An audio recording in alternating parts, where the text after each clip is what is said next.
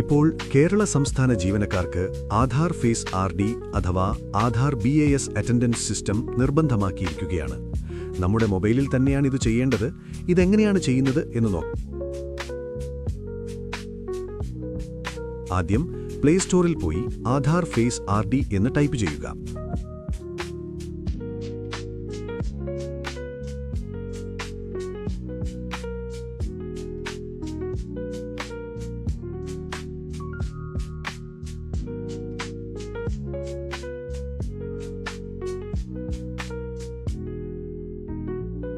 അതിനുശേഷം app download ചെയ്തതിനു ശേഷം അതിൽ ഓപ്പൺ എന്ന ബട്ടൺ കാണിക്കുകയില്ല. അതിനു പകരം അൺഇൻസ്റ്റാൾ എന്നുള്ള ബട്ടണാണ് വരുന്നത്. പക്ഷേ അത് പ്രശ്നമില്ല.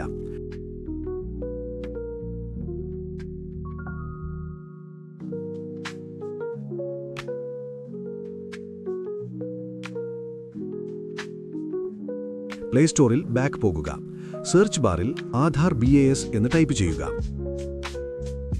ഞാനിവിടെ ഓൾറെഡി ആധാർ BAS ഇൻസ്റ്റാൾ ചെയ്തിട്ടുണ്ട്. ഇത് ഓപ്പൺ ചെയ്യുമ്പോൾ അതിൽ ഇങ്ങനെ ഒരു വിൻഡോ കാണാം. അതിൽ സ്റ്റേറ്റ് സർവീസ് ആണെങ്കിൽ സ്റ്റേറ്റ് സർവീസ് സെലക്ട് ചെയ്യുക. താഴെ വന്ന് ഏത് സ്റ്റേറ്റ് ആണെന്ന് സെലക്ട് ചെയ്യുക. അതിനുശേഷം അറ്റൻഡൻസ് IDയിൽ നിങ്ങളുടെ ആധാർ കാർഡിന്റെ അവസാനത്തെ 8 അക്കം എൻ്റർ ചെയ്യുക. എനിക്ക് ചെയ്യാൻ സാധിക്കുകയില്ല. ഞാൻ സംസ്ഥാന ജീവനക്കാരനല്ല.